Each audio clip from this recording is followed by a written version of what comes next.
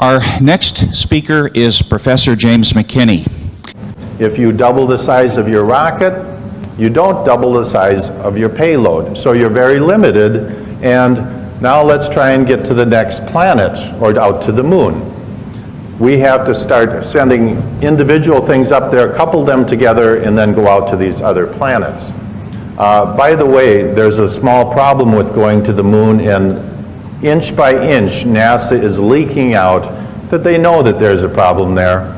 It's called the Van Allen belts, high radiation belts of charged particles around Earth, and we don't know how to get through them, they say.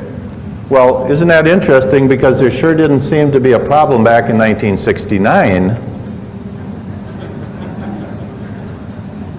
Obviously, they didn't go to the moon.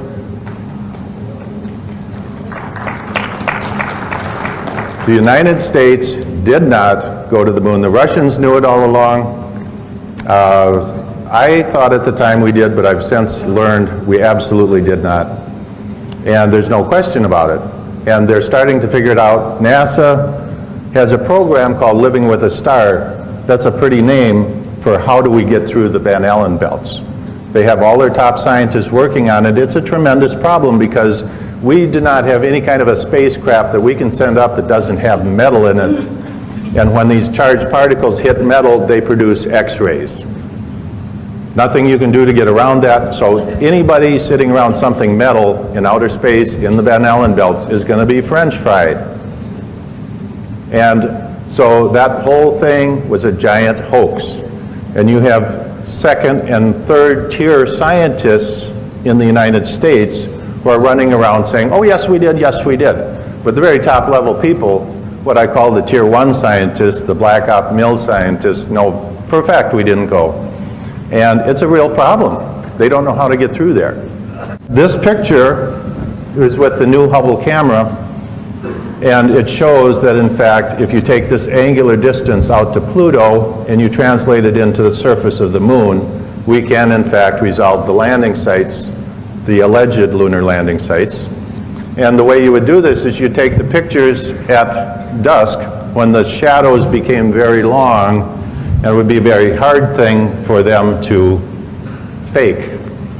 So at any rate, we have telescopes on Earth that are much larger than the Hubble.